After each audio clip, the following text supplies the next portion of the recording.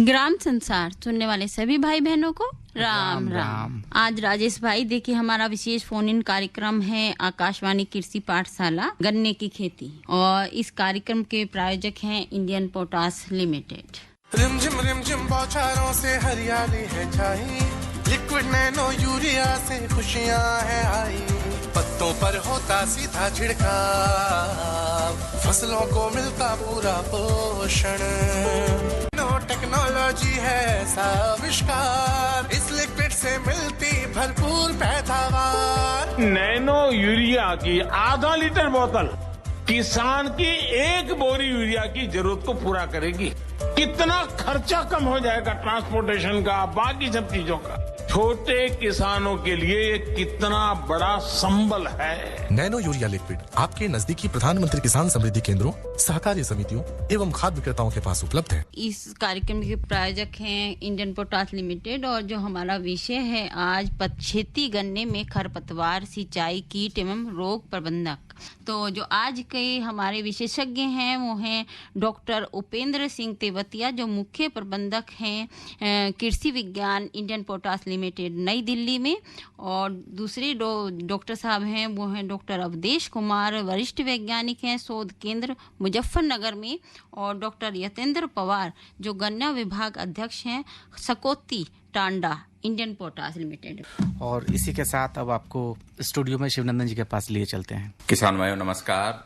और जैसा हमारे राजेश भाई और वंदना बहन ने बताया कि आज का हमारा विषय है पछेती गन्ने में खरपतवार, कीट और रोग नियंत्रण, और विशेषज्ञ डॉक्टर अवधेश कुमार, डॉक्टर यतेंद्र पवार और डॉक्टर उपेंद्र सिंह तेवतिया, तीनों का कार्यक्रम में स्वागत है। तो डॉक्टर साहब, जब तक हमारे किसान भाइयों के कोई फोन आते हैं तब तक बात करते हैं कि जो हमारे किसान भाइयों ने गन्ने की पछेती बिजाई की है तो उसमें कौन कौन से ऐसे खरपतवार हैं जिनकी समस्या हो सकती है, और उससे किसान भाइयों को किस तरीके से छुटकारा पाना जरूरी है। देखिए शिवनंदन जी, जो पछेती बुआई की है और विशेषकर जिन्होंने सेट के द्वारा बुआई की है, गन्ने के सेट के द्वारा जी, तो उसमें सबसे पहली समस्या अंकुरण की आती है। अंकुरण अगर हो गया तो फिर खरपतवार दबा लेते हैं। तो खरपतवार में देखिए चौड़ी पत्ती के और संकरी पत्ती के दोनों तरह के खरपतवार होते हैं,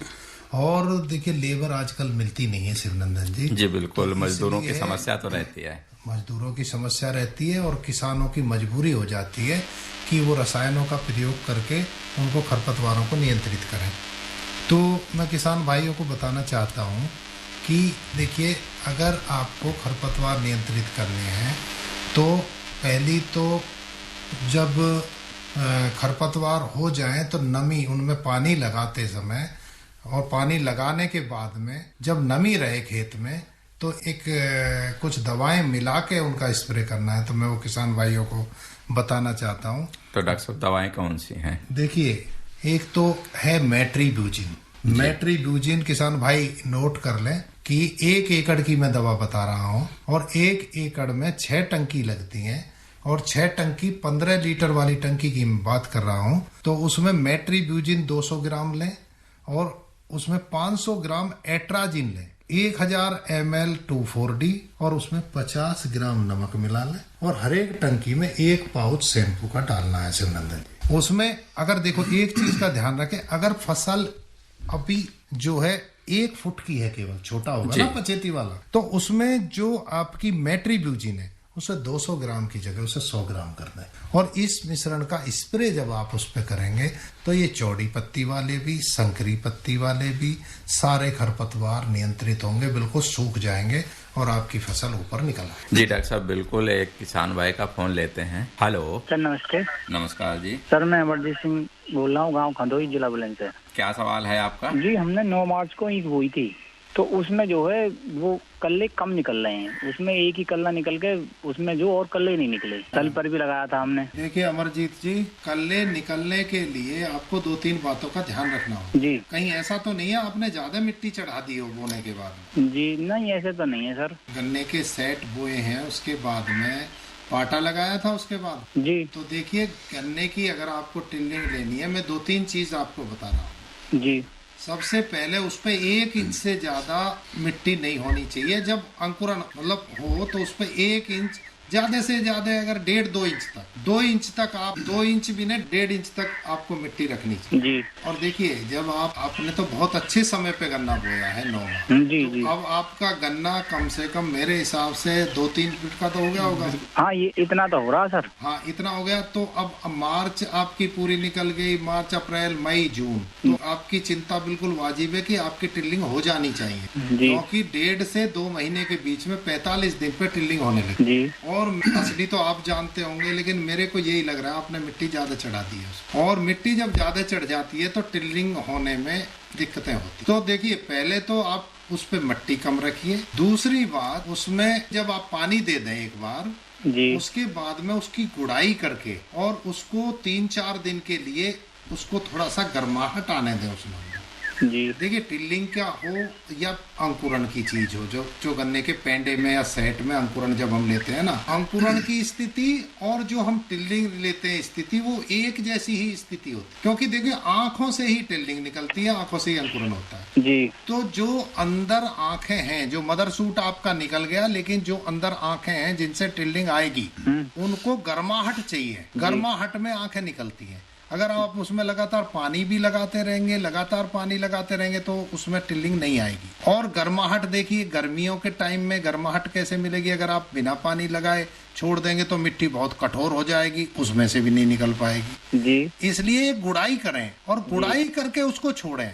गुड़ाई का फायदा ये होगा कि उसमें नमी भी बनी रहेगी, सूखेगा नहीं, नीचे से जड़ के पास से नमी सूखेगी नहीं, बनी रहेगी नमी जितनी उसको चाहिए और उसको गर्माहट भी मिलेगी, दोनों चीज मिलेंगी जी। तो अंकुरण होगा। 2 बात तो मैंने आपको ये बताई जी। तीसरी बात है उस समय जब टिल्लिंग होगा जो फर्टिलाइजर का संतुलित उर्वरक उपयोग होना चाहिए। अगर उसको नाइट्रोजन की जरूरत है तो नाइट्रोजन मिले नीचे, और उसको जो माइक्रो न्यूट्रिएंट की जरूरत हो तो वो मिले नीचे। दूसरा, खाद में अगर आप डीएपी की जगह पे सिंगल सुपर फास्फेट डालते हैं तो वो ज्यादा बढ़िया, क्योंकि उसमें सल्फर और कैल्शियम भी मिलता है। या अगर डीएपी से डाल रहे हैं तो कैल्शियम और सल्फर आप अलग से डाल दीजिए, WDG। आप जो कूड़ में ये सारी चीज डालिए, पानी लगाइए और उसके बाद गुड़ाई कर दीजिए, तो ये सारी चीजें मिल जाएंगी। गुड़ाई करके नमी बनी रहेगी, नीचे फर्टिलाइजर मिलेगा और गर्माहट मिलेगी। आप उसे 1 हफ्ते तक अगर छोड़ देंगे जी। तो अगर आप इनमें से आपसे गलती हो गई है तो आगे उसका ध्यान रखना। और अगर अभी भी आप लेना चाहते हैं टिल्लिंग तो आप उसकी जड़ों के पास से गुड़ाई करवा दो अच्छी तरह से।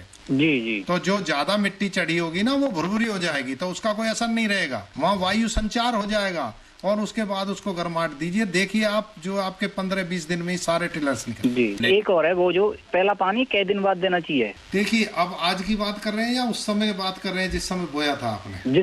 जैसे कि हमने एक जो है अभी बोया, वो 15 अप्रैल को बोया एक गन्ना। तो ये ध्यान रखना होता है कि गर्मी में पानी की कमी नहीं होनी चाहिए, नहीं तो पेंडा सूख जाएगा। जी। कुछ लोग क्या है कि ठीक है नमी थोड़ी सी देखी कि गन्ना जम जाएगा और पानी नहीं लगाते हैं, वो बड़ी भूल कर देते हैं। पानी लगाना बहुत जरूरी है। आप कूड़ में गन्ना डालें, थोड़ी थोड़ी मिट्टी करें और उसमें पानी लगा दें तुरंत। नहीं, मैं पूछ रहा हूँ सर कितने दिन बाद लगा दें पानी? देखिए पानी लगाने के लिए कोई निर्धारित अवधि तय नहीं की जा सकती। देखिए खेत की सिचुएशन देखनी पड़ती, नमी कितनी है उसमें, खेत की मिट्टी का प्रकार क्या है आपका। देखिए एक मिट्टी होती है जिसमें जल धारण क्षमता ज्यादा होती है, उसमें ज्यादा दिन में लगाते हैं। एक होती है भुरभुरी जैसे बालू रेत जो रेगीली है, उसमें आपको जल्दी जल्दी लगाना पड़ेगा। आपके खेत में ऑर्गेनिक मैटर ज्यादा है तो वो ज्यादा दिनों तक नमी पकड़े रखेगा। हर एक खेत का अलग अलग हिसाब किताब होता है, मौसम का भी प्रभाव रहता है। मौसम का भी है। दूसरा, आपने गुड़ाई कर दी, अब गुड़ाई करने के बाद जो पानी देने की जो अवधि है वो अपने आप बढ़ जाएगी। अगर आपने गुड़ाई नहीं की तो आपको जल्दी पानी देना पड़ेगा, जल्दी ठोस हो जाएगी जमीन। तो ये कोई ऐसा अंतराल नहीं है कि एक हम बता दें कि आप 1 हफ्ते में कर दो, बीच में बारिश होगी फिर भी आप 1 हफ्ते में कर रहे। तो ये आपके खेत के पे डिपेंड करेगा। अब मौसम अच्छा चल रहा है, 30 degree centigrade 25 degree centigrade temperature चल रहा है तो आप 1 हफ्ते तक कर सकते हो। अब 45 हो रहा है तो आपको हो सकता है तीसरे दिन देना पड़ जाए पानी। जी जी। ठीक है अमरजीत जी, आपके सवाल का जवाब मिल गया होगा। फोन करने के लिए आपका बहुत बहुत धन्यवाद। और हम उन किसान भाइयों को बता देते हैं जिन्होंने रेडियो सेट अपना देर से खोला है। फोन इन कार्यक्रम है, इंडियन पोटाश लिमिटेड द्वारा प्रायोजित कार्यक्रम है और जिसका विषय है पछेती गन्ने में खरपतवार नियंत्रण, कीट एवं रोग प्रबंधन। और इस विषय पे हमारे साथ विशेषज्ञ हैं जो विस्तार से जानकारी देने के लिए डॉक्टर अवधेश कुमार जी हैं, जो कि वरिष्ठ वैज्ञानिक हैं गन्ना शोध केंद्र मुजफ्फरनगर के, और दूसरे विशेषज्ञ हैं डॉक्टर यतेंद्र पवार, जो कि विभागाध्यक्ष हैं गन्ना Indian potash limited Sakauti Tanda Meerut से, और साथ में हैं डॉक्टर US तेवतिया, जो कि मुख्य प्रबंधक हैं कृषि विज्ञान इंडियन पोटाश लिमिटेड से। डॉक्टर साहब, हम जानना चाहेंगे कि जो हमारे किसान भाइयों ने गन्ना देर से लगाया है या जिनका पहले से लगा हुआ है, उसमें इस समय कौन से कीटों की समस्या हो सकती है? डॉक्टर साहब आपसे जानेंगे, लेकिन एक किसान भाई का फोन लेते हैं। हेलो। हाँ जी, नमस्कार जी, नंदनलाल। हाँ नमस्कार जी, तब अपना नाम पता बताइए। जगपाल सिंह जी, गसोटी, सहारनपुर। क्या सवाल है आपका जगपाल सिंह जी? गन्ने में एक खरपतवार जमे है, क्या ना डिल्ला का है, ऐसे डिल्ला वो कतई नहीं जाता जी, खुदाई था। क्या इलाज करना इसका? उसको मोथा कहते हैं, जिसकी जड़ों में गांठे गांठे होती हैं, उससे तो मतलब नहीं है। हाँ वही तो हो जी। देखिए ऐसा है, बिल्कुल आप जानते हैं उसकी एक एक गांठ में एक एक खरपतवार उगाने की क्षमता होती है और वो बहुत गहरी जड़ें जाती हैं उसकी। हाँ जी हाँ, और दूसरे डिल्ला का है हमारे यहाँ। जिसे आप डिल्ला बोल रहे हैं, ये साइप्रस रोडेंडस एक घास है जो दुनिया के हर देश में पाई जाती है, और इसके लिए जो सबसे उपयुक्त धानुका की दवा है शैम्प्रा। आप उस दवा का इस्तेमाल कर सकते हैं अपने खेत में नमी की अवस्था में। जब आपकी मोथे की 2 लीफ स्टेज होगी, उसमें 2 या 3 पत्तियां हो, खेत के अंदर नमी हो, तब आप उस दवा का इस्तेमाल करेंगे। और उसके साथ एक वो भी आता है, मेट्रीब्यूजिन का भी एक पाउच आता है, उसको मिला के आप इस्तेमाल करेंगे तो पहली बार में कम से कम आपकी जो 80% जो मोथा है वो आपका सूख जाएगा। क्योंकि उसकी जब जड़ों को आप खोद के देखेंगे तो उसकी वो जो गांठें हैं, गांठें अंदर से काली पड़ चुकी होंगी और वो खोखली हो चुकी होंगी। इससे बढ़िया दवा आपको वर्तमान में अभी शायद कोई ना मिले। डॉक्टर साहब, अगर दवा छिड़कते हैं, आपने 80% समाधान बताया, जो 20% बचता है, हाँ, तो उसके लिए क्या करें? उसके लिए आपको नेक्स्ट ईयर फिर एक बार इसी दवा का सैम्प्रा का प्रयोग करना पड़ेगा। तब पूरा 100% एक बार में नहीं हो पाएगा, कम से कम 80% एक बार में हो जा रहा है। नेक्स्ट ईयर आप इस दवा का एक बार पुनः प्रयोग कर लें, क्योंकि उस समय जब प्रयोग कर चुके होंगे तब गन्ना ऊपर बढ़ चुका होगा। गन्ना ऊपर बढ़ चुका होगा, उसकी कैनोपी निकल के आ गई होगी और वहाँ पे दवा जो 20% बची घास बची है वो सप्रेस हो जाएगी।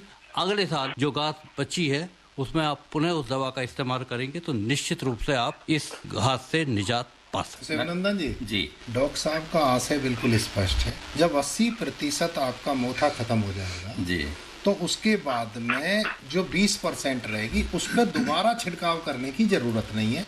इसलिए नहीं है क्योंकि जो गन्ना बढ़ चुका होगा और वो छाया हो चुकी होगी तो वो यील्ड पे प्रभाव इतना नहीं डालेगा।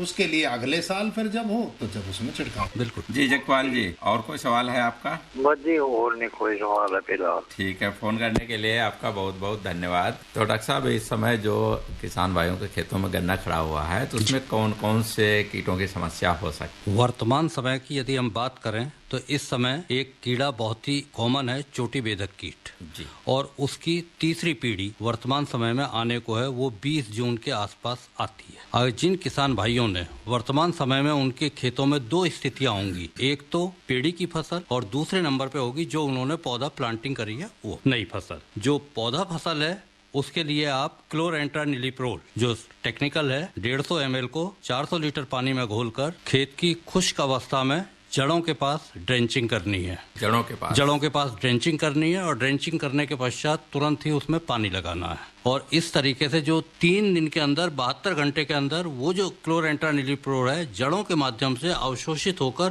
पूरे प्लांट के सिस्टम में आ जाएगा। ये सिस्टमिक दवा है, पूरे सिस्टम में आ जाएगा। उधर जब थर्ड ब्रूड आएगी और पौधा जहरीला हो चुका होगा तो वो ब्रूड उसकी गोफ में नहीं जा पाएगी। तो डॉक्टर साहब, जो दवा आपने बताई तो इस दवा में पानी की मात्रा कितनी रखनी है? 150 ml की ये सीसी है, उसमें 400 लीटर पानी मिलाना है। अब किसान जब खेत पे जाता है उसके पास सिर्फ 2 चीजें होती हैं, एक हाथ में दवा की सीसी होगी और दूसरा कंधे पे मशीन होगी जी।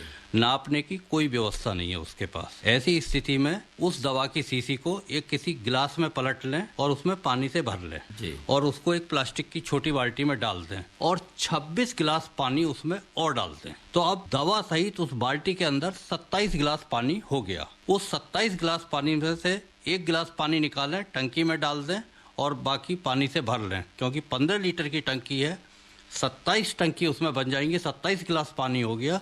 इस तरीके से 405 लीटर पानी हो गया 27 टंकी में। और ये स्थिति तभी आएगी जब खूड़ से खूड़ की दूरी 3 फुट है। खूड़ से खूड़ की दूरी 3 फुट है।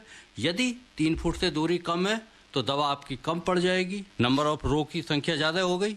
यदि ट्रेंच विधि से वो रखा है, वहां पे स्पेसिंग ज्यादा हो गई, तो वहां पे आपकी दवा बचेगी। जी डॉक्टर साहब, एक किसान भाई का फोन लेते हैं। हेलो। हेलो। हाँ नमस्कार जी।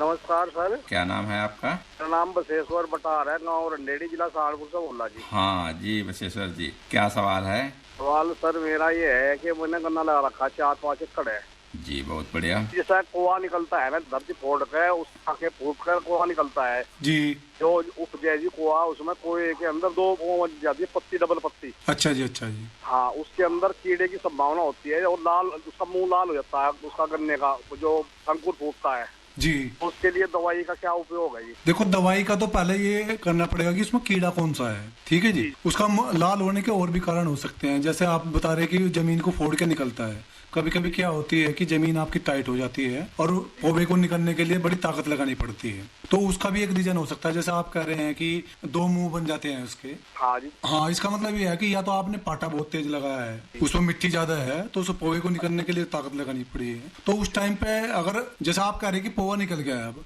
उस टाइम पे देखो जो कीट लगता है वो अर्ली शूट बोरर लगता है, जिसको हम कनसवा बोलते हैं।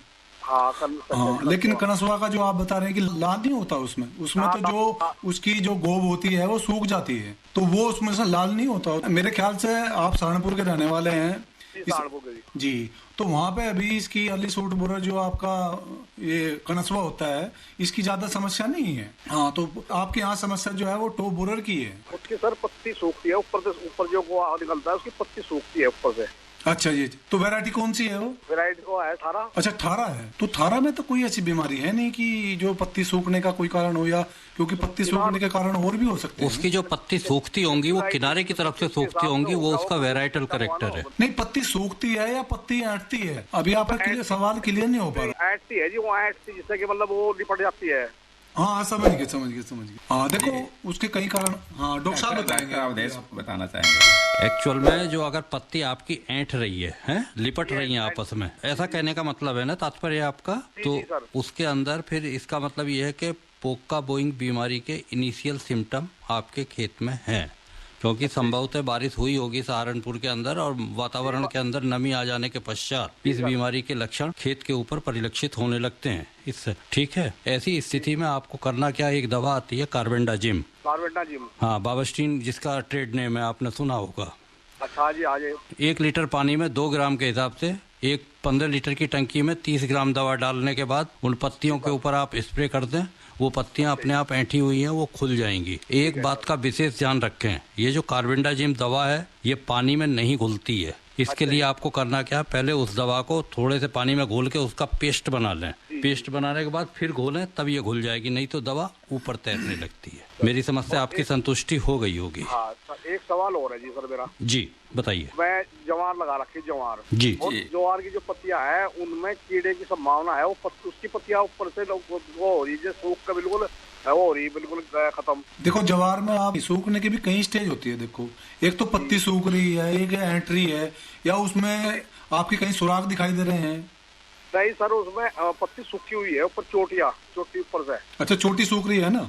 जी सर। हाँ, देखो ज्वार में भी जो ये टॉप बोरर होता है ना, तो ज्वार में भी आता है। अब देखो, ये आपकी ज्वार है, ये पशुओं को आप खिला रहे हैं, तो देखो दवाई तो उसके लिए बताना ठीक नहीं होगा, क्योंकि वो दवाई उसमें जाएगी। नहीं सर, पशु को नहीं खिलाया, अभी वो लगभग ऐसी होगी 20-25 दिन की लगाई हुई। जी। लेकिन देखो, दवाई तो उसकी वही आती है जो गन्ने में आप टॉप बोरर की डालते हैं ना, वही दवाई है, लेकिन वो आप पशुओं को खिलाएंगे, इसीलिए वो दवाई आपको डालना मेरे हिसाब से तो आपके पशुओं के लिए अच्छा नहीं रहेगा। अभी खिलाने के लायक नहीं। लगभग सर 1 महीने बाद खिलाई जाएगी, 1 महीने बाद। 90 दिन तक उस दवा का असर रहता है। अच्छा जी, अच्छा। इसीलिए देखो, दवाई तो रिकमेंड नहीं कर सकते उसमें। अच्छा जी। उसमें तो एक काम कर सकते हैं आप, जो चारे वाली फसलें होती हैं उन पर किसी भी रासायनिक दवा का छिड़काव करने के लिए वैज्ञानिक सलाह नहीं देते हैं, क्योंकि वो पशुओं को खिलाई जाती है, उसके साइड इफेक्ट हो सकते हैं। ठीक है दंगल को नुकसान हो जाएगा जी जी बिल्कुल ठीक है। फोन करने के लिए आपका बहुत बहुत धन्यवाद। एक दूसरे किसान भाई फोन लेते हैं। हेलो जी सर नमस्कार, सभी डॉक्टरों को भी नमस्कार। नमस्कार जी। नमस्कार जी। मैं ग्राम गौर झामर, जिला सागर, मध्य प्रदेश से विपिन कटारे बात कर रहा हूँ सर। हाँ जी बताइए। पहला सवाल सर ये था कि अभी वर्तमान में क्या क्या देखभाल करनी चाहिए गन्ने में, और कौन कौन सी बीमारियां जो इस मौसम में हो सकती हैं उनसे हमें थोड़ी सावधानी रखनी चाहिए। और दूसरा सवाल सर ये था कि मैंने देखा है बहुत सारे किसान भाइयों के खेतों में सर पानी हमेशा ही भरा रहता है, मतलब गन्ने के खेत में, तो इससे सर कोई नुकसान भी हो सकते हैं क्या? क्या देख रेख कर सकते हैं, ये बड़ा अच्छा प्रश्न है। जैसे ही अगर मैं उत्तर प्रदेश और वेस्टर्न यूपी के सापेक्ष बात करूं जी, तो इस समय यहाँ पे संपूर्ण वेस्टर्न यूपी का एरिया 238 किस्म से आच्छादित है। और जैसे ही बारिश होगी जी, और बारिश होने के बाद या अभी बारिश हुई है, उसमें जो पोका बोइंग रोग है उसके लक्षण इक्का दुक्का रूप से दिखाई दे रहे होंगे खेत में जी। और उन लक्षणों की पहचान ये है कि पत्तियां आपस में ऐंठी हुई होंगी, खुल नहीं रही होंगी जी, पत्तियों पे खिंचाव पड़ रहा होगा। और जैसे ही जी डॉक्टर साहब बिल्कुल कार्यक्रम को हम जारी रखेंगे और डॉक्टर हमारे अवधेश कुमार जी, यतेंद्र पवार जी और तेवतिया जी कार्यक्रम में मौजूद रहेंगे। राजेश भाई देखिए हमारा विशेष फोन इन कार्यक्रम जारी रहेगा। आकाशवाणी कृषि पाठशाला गन्ने की खेती, और इस कार्यक्रम के प्रायोजक हैं इंडियन पोटास लिमिटेड। खेतों में जब पॉलीहेलाइट डाली जाएगी, आवश्यक तत्वों की कमी दूर हो जाएगी, मिट्टी की उर्वरता इससे बढ़ती जाएगी। आईपीएल की पॉलीहेलाइट, आईपीएल की पॉलीहेलाइट फसलों की जड़ और भी गहरी होती जाएगी, मजबूती के कारण फसलें गिर नहीं पाएगी, फसलों की उत्पादकता को खूब बढ़ाएगी, किसान भाइयों के जीवन में खुशियाँ आएगी।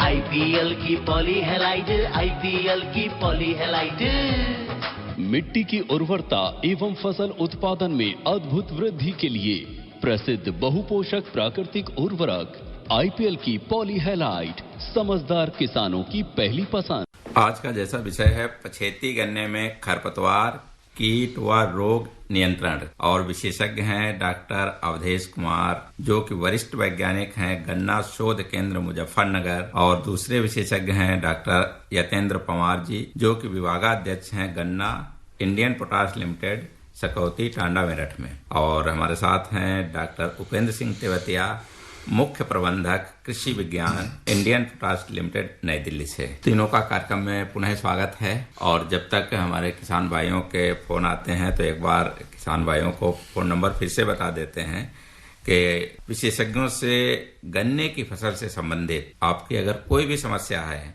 तो आप निश्चित तौर पे सवाल कर सकते हैं, पूछ सकते हैं, समस्या का समाधान पा सकते हैं। और इसके लिए हमारे नंबर हैं 23 42 10 82 और 23 42 10 83, और जो हमारे श्रोता मोबाइल से फोन करते हैं वो दिल्ली का STD कोड 011 अवश्य लगा लें। तो डॉक्टर साहब हम बात करते हैं कि गन्ने में इस समय कि जो समसामयिक कार्य की बात कर रहे थे जी वो क्या कर सकते हैं? तो वर्तमान समय जो दिखाई दे रहा है, यदि हम रोग के दृष्टिगत बात करें जी, और पश्चिमी उत्तर प्रदेश के दृष्टिगत बात करें तो 238 से लगभग 90% से ज्यादा एरिया आच्छादित है। और इस समय जो बीच में बारिश हो गई है तो कहीं कहीं पर जो मौसम के अंदर नमी आई थी, कहीं कहीं पर पत्तियां आपस में 238 की आपस में खेत के अंदर उलझी हुई या लिपटी हुई दिखाई देंगी। ये जो लक्षण है, ये लक्षण है एक पोका बोइंग बीमारी है। पोका सुनने में बड़ा अजीब सा लगता है, ये एक जापानीज वर्ड है,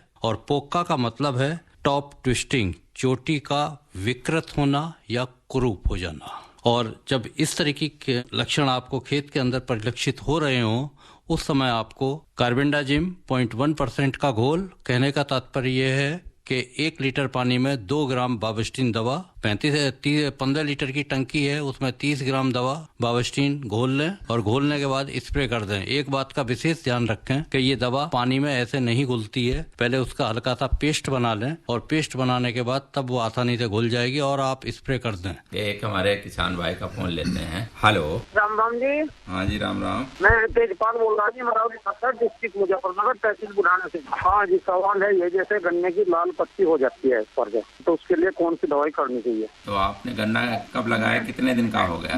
गन्ना तो बोया था 19 अप्रैल को। जी, डॉक्टर अवधेश कुमार जी। तो आपने पहले कोई ऐसा रसायन जरूर डाला होगा जिसकी कंसंट्रेशन ज्यादा हो गया होगा, जिसकी वजह से वो लाल रंग के आपको वो दिखाई दे रहे हैं स्पॉट। सारे खेत में नहीं दिख रहे होंगे वो। अच्छा जी। हाँ, इस बात का ध्यान रखिएगा, जो भी आप दवा की मात्रा डाल रहे हैं उसे कम करें, उसका जो विपरीत प्रभाव आपकी फसल पे पड़ रहा है। दवाई तो बोने में डाली की बात की फिर नहीं है। बुआई करते समय आपने दवा डाली है तो उस पर पत्ती पे प्रभाव नहीं आना चाहिए। जो भी पत्ती ऐंठ सी है वो लाल लाल सी ऊपर से दिखाई देती है, वहाँ पे छोटा कीट एक होते हैं, थ्रिप्स, छोटे छोटे से कीड़े होते हैं, उसकी वजह से वो ऐसा आपको दिखाई दे रहा होगा। ठीक है, उसके लिए आपको करना है, कोई भी कॉन्ट्रैक्ट पॉइजन का स्प्रे कर सकते हैं, या आप खेत में पानी लगा दें या बारिश हो जाएगी तो सल्फर की स्प्रे करेंगे। सल्फर से क्या मतलब है उसका? सल्फर एक जो है फंजीसाइड का काम करेगा और वो एक इंसेक्ट है।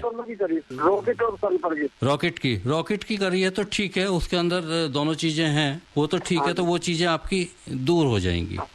ठीक है, फोन करने के लिए आपका बहुत बहुत धन्यवाद। एक और किसान भाई का फोन लेते हैं। हेलो। हाँ जी, नमस्कार जी। हाँ, नमस्कार जी। मैं खंडरावली से बोल रहा जी, किला शामली। हाँ, नाम क्या है आपका? चित्राब सिंह जी।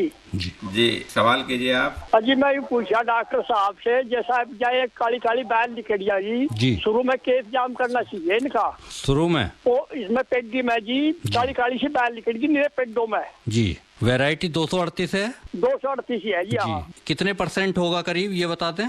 हाँ जी, वही काली काली बात वही झूठ से सब बन गया। अच्छा, आप एक काम करिएगा, वो एक स्मट डिजीज है, बहुत ही भयंकर बीमारी है अपने आप में गन्ने की, और ये आपको 238 की पेड़ी में ही देखने को मिलेगी। पौधा फसल में आपको ये चीज नहीं दिखाई देगी। अब इससे बचाव के लिए आपको सिर्फ एक काम करना है, उसके ऊपर वो जो काली काली सी बाल निकल रही है उसके ऊपर एक कपड़ा डालकर खाद का कोई कट्टा ले लें, वो डालकर और उस पूरे थान को समूल जड़ सहित खोद लें, और खोदने के बाद गड्ढा खोद के जमीन में दबा दें या कुट्टी काट के जानवरों को भी खिला सकते हैं। उसको ओपनली ऐसे नहीं छोड़ना करना चाहता जी। है जी, जो नया है, आपको आगे से एक बात का ध्यान रखना होगा, जिस समय आप इसकी कटाई करें 238 की, ठीक है, एक दवा आती है प्रोपिकोनाजोल, उसका 0.2% का स्प्रे सारे मूड़ों पे एक तरफ से करते तो इस बीमारी को रोकने में किसी हद तक आपको सफलता मिलेगी। ठीक है, ये एक दूसरा जो है जी, गन्ना भी जब मनसी लग गया जमशदा जी, तो उसमें पूरी खुराक डाल सकते हैं, कुछ कम डाल ले जी? पूरी खुराक क्यों डाल दोगे? बोते समय क्या क्या डाला था आपने? डाई डाली थी जी। रामबाण के है जी हम तो। हाँ जी, हाँ, रामबाण था और यूरिया। रामबाण कितना डाला था जी? तीनों ऐसे में गिरे थे, वो करीबन 4 बीघे का नंबर होगा जी। 3 धड़ी गिरे थे, 12 धड़ी के हिसाब, यानी 3 धड़ी का बीघा। 3 धड़ी का 1 बीघा आपको रामबाण डालना था, और 4 बीघे धरती यदि आपने बोई है तो उसका मतलब हो गया 4 × 12 130 किलो रामबाण पड़ना चाहिए था। अच्छा जी, आपने मात्रा कम डाली। ठीक है, टिप बताया तो जी कितनी देर उसमें? अच्छा, दूसरे पानी पे जी। देखिए, रामबाण से ही यदि आप उसको देना चाह रहे हैं तो आप एक काम करें, 33 किलोग्राम 1 बीघे में पड़ता है। कितना आपने पहले डाला था 1 बीघे में, उतना घटा के बाकी डोज आप जो है पानी लगाने के बाद जब ओट आने की स्थिति हो आप लगा सकते हैं। उसके बाद तत्काल आपको गुड़ाई करनी होगी, ताकि जिससे वो रामबाण मिट्टी में मिलकर पौधों की जड़ के पास पहुंच जाए और जड़ों के माध्यम से अवशोषित करके ले पौधा। ठीक है, ये तो बात आई रामबाण की। क्या म्यूरेट ऑफ पोटास भी आपने डाला था या नहीं? पोटास डाला था बुआई के समय या नहीं, ये बताएं। पोटास डाला जी, मैं झूठ नहीं बोलना था। अच्छा, 7 से 8 किलो। इसमें देखिए IPL का एक पॉलीहेलाइट का नाम सुना है क्या आपने? जी, सुना नहीं हमें तो। पॉलीहेलाइट एक इतनी बढ़िया खाद है कि इसमें 4 न्यूट्रिएंट एक साथ उपलब्ध हैं। इसमें पोटास भी है, इसमें सल्फर भी है, इसमें कैल्शियम भी है, इसमें मैग्नीशियम भी है, और सबसे सुंदर बात इसकी ये है कि ये प्राकृतिक उर्वरक है, कोई रसायन भी नहीं है, और आपके कल्ले भी अच्छे निकलेंगे, फसल बहुत बढ़िया होगी और आप खुश हो जाएंगे। तो आप इसको लीजिए, आसपास शुगर मिल, आप तो उधर के ही हैं तो हमारे तिताबी शुगर मिल के लोगों से संपर्क कीजिए, आपको पॉलीहेलाइट मिलेगा। नाम याद रखिए, पॉलीहेलाइट। और पॉलीहेलाइट हरियाणा में भी नहीं मिलेगी। पॉलीहेलाइट सब जगह मिलेगा, हरियाणा में मिलेगा। डॉक्टर साहब डालने का तरीका भी तो बता दो। तरीका वही है कि मिट्टी में मिलाना है, डालने के बाद जो डॉक्टर अवधेश कुमार जी ने बताया। अगर आप पहले तो बुआई के समय डाल सकते थे, अगर बुआई का समय निकल गया तो अब इसको डाल के कूड़ों में और एक गुड़ाई कर दीजिए। और दूसरा, जब मिट्टी चढ़ाएं आप अपने उसमें जी, मिट्टी चढ़ाने से पहले कूड़ों में डालकर मिट्टी चढ़ा दो, मजा आ जाएगा पूरा। अच्छा जी, ठीक है, बहुत बहुत धन्यवाद आपको बताने का। ठीक है, फोन करने के लिए आपका बहुत बहुत धन्यवाद जी। डॉक्टर साहब, जो हमारा आज का विषय है कि रोग एवं कीट नियंत्रण जी, तो इस समय कीटों के साथ साथ कोई रोगों की भी समस्या हो सकती है गन्ने की फसल में? गन्ने के रोग के बारे में तो अभी जैसा एक स्मट डिजीज का जिक्र आया, उसका मैंने आपसे अभी उनके पीछे किसान भाई को उत्तर दे रहा था। स्मट डिजीज 238 के अंदर है और वो भी पीड़ी फसल में छिटपुट रूप से लेस देन 1% के उसमें दिखाई दे रही है, कहीं कहीं पे ज्यादा है। यदि इस समय उस पर आपने नियंत्रण करने की कोशिश नहीं की, उसको ढककर जड़ सहित खोदकर खेत से बाहर नहीं करा, तो बरसात के बाद जब दोबारा एक बार गर्मी आएगी, इसी बीमारी का सेकेंडरी इन्फेक्शन होने की संभावना है। और जब सेकेंडरी इन्फेक्शन फैलेगा तो वो बहुत ही भयावह स्थिति होगी। हर गन्ने में से एक काले रंग का विप निकलता हुआ आपको दिखाई देगा और वो आपकी फसल को ज्यादा नुकसान पहुंचाएगा। डॉक्टर साहब, एक किसान भाई का फोन लेते हैं। हेलो। हेलो, नमस्कार जी। हाँ नमस्कार जी। सर जी, धानी मिट्टी से बोला, डिस्ट्रिक्ट भिवानी से, हरियाणा से जी। हाँ, क्या नाम आपका? शिवराम नाम है जी। हाँ शिवराम जी, क्या सवाल है आपका? सवाल ये है जी, अब की बार नई अब ईंट लगाई है जी, अब की बार पहले कभी लगाई नहीं थी जी, अब की बार लगाई है। कब लगाई है आपने? वो हो रही जी 1.5 फुट की हो रही है जी। 1.5 फुट की। तो फसल ठीक है आपकी या कोई दिक्कत है? फसल ठीक है जी। पहले तो ये बताओ जी, इसकी लाइन से लाइन की दूरी कितनी होनी चाहिए जी? तो आगे देखिए, ऐसा है कि इसकी दूरी की कई विधियां, एक ट्रेंच विधि चल रही है, तो उसमें 4 फुट की दूरी भी रखते हैं, 5 फुट की भी रखते हैं, 3 फुट की भी रखते हैं। आपकी मशीनरी आप पे किस तरह की है उस पे भी डिपेंड करेगा। क्योंकि ये पूछा था जी मैं। फोन करने के लिए शिवराम जी आपका बहुत बहुत धन्यवाद। धन्यवाद। एक और किसान भाई का फोन लेते हैं। हेलो। हेलो जी, बलवान बोल रहा हूँ, गाँव कदम, जिला कैथल। बलवान जी, क्या सवाल है आपका? मेरा सवाल है जी, इसकी यूरिया की 2 किस्त तो डाली, तीसरी कब डालनी चाहिए? कितनी डाल दी यूरिया की 2 किस्त? मूडी है जी 60 किलो।